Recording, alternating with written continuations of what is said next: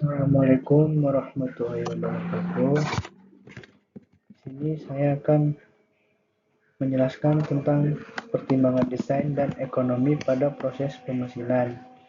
Sebelumnya, perkenalkan nama saya Joel Laksono, kelas TI23H, NIM 23416226201032. Baik, di sini kita akan masuk ke dalam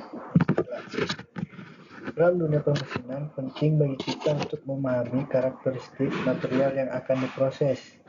Istilah seperti miscibility, tolerance, surface finish, ductile, hardness, strength adalah indikator seberapa mudah dan efisien proses permesinan dapat dilakukan, serta seberapa baik kualitas produk akhirnya. Sifat mekanik seperti ductility, hardness, dan strength juga sangat menentukan pemilihan alat potong, parameter pemotongan, dan bahkan desain produk itu sendiri. Di sini adalah beberapa istilah-istilah seperti kayak miscibility. Itu adalah kemampuan suatu material untuk diproses atau dikerjakan secara efisien menggunakan mesin. Kedua, ada tolerance, di mana tolerance ini adalah batas penyimpangan ukuran, atau biasa ukuran itu udah ada ukuran-ukuran yang tepat dan pasti. Ada surface finish itu kehalusan permukaan atau finishan yang terakhir. Ada ductile itu sifat material yang bulat atau dapat mengalami deformasi plastis tanpa patah.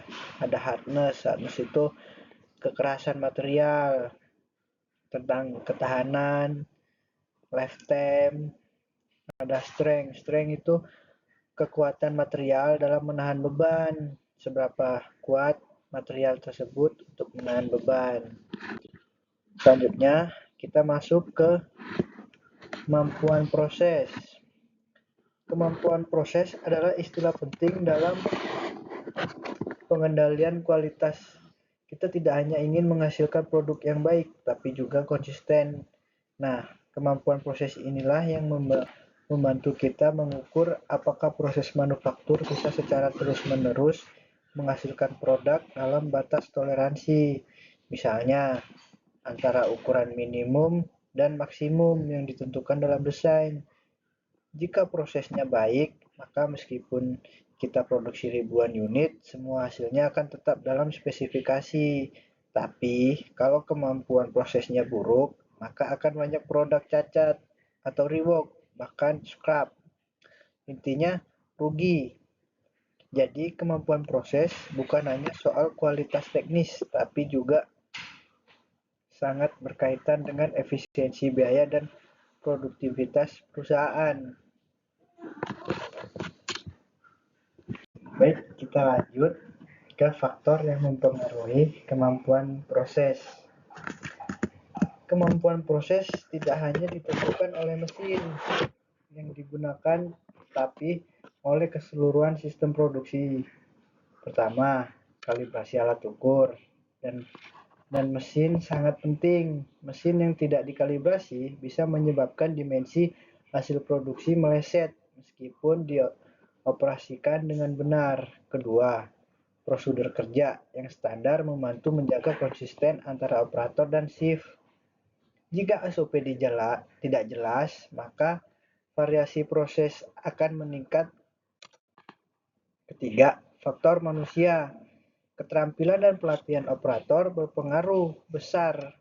Operator yang terlatih akan lebih akurat dan responsif terhadap gangguan proses. Keempat, lingkungan kerja seperti suhu dan getaran juga berpengaruh, terutama pada produksi presisi tinggi. Bahkan sedikit perubahan suhu bisa menyebabkan material memuai atau menyusut. Terakhir, ada kualitas bahan baku. Jika bahan yang digunakan tidak konsisten dari satu batch ke batch lain, maka hasil akhir juga akan bervariasi. Bahkan jika prosesnya sama, semua faktor ini saling terkait. Maka untuk meningkatkan kemampuan proses, kita harus melihat sistem secara menyeluruh, bukan hanya satu aspek.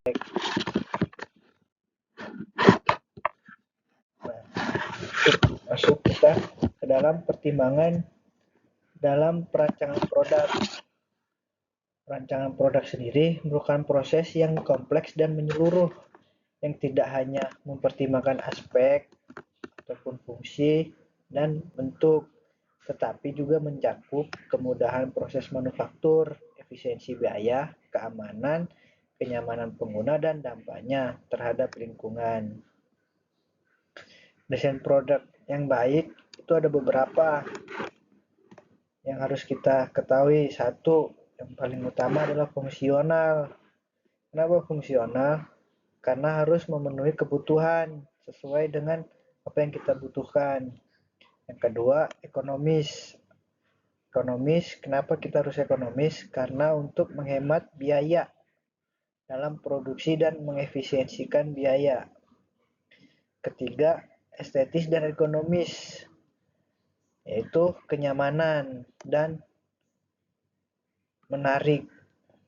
Keempat, ada berkelanjutan. Berkelanjutan yaitu untuk mengacu kepada dampak-dampak lingkungan untuk mesinnya. Kelima, aman dan sesuai standar atau mematuhi regulasi yang berlaku. Dengan mempertimbangkan semua aspek tersebut secara seimbang, maka produk yang dihasilkan akan bernilai tinggi, kompetitif di pasar, dan berkontribusi positif terhadap masyarakat.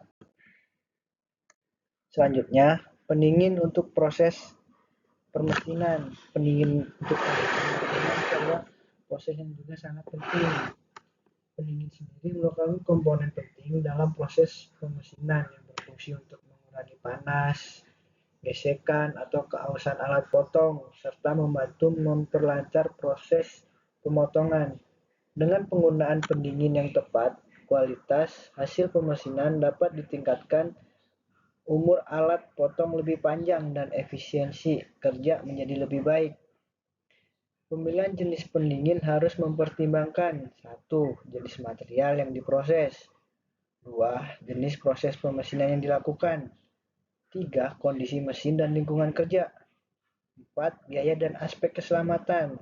Selain penggunaan pendingin konvensional, mulai banyak diterapkan metode alternatif seperti dry machining dan minimum quality lubrication yang lebih ramah lingkungan. Secara keseluruhan, penggunaan pendingin yang efektif dan efisien akan memberikan keuntungan besar terhadap kualitas produk, produktivitas industri, dan keberlanjutan proses mesin. Sekian untuk penjelasan review materi kali ini. Terima kasih. Assalamualaikum warahmatullahi wabarakatuh.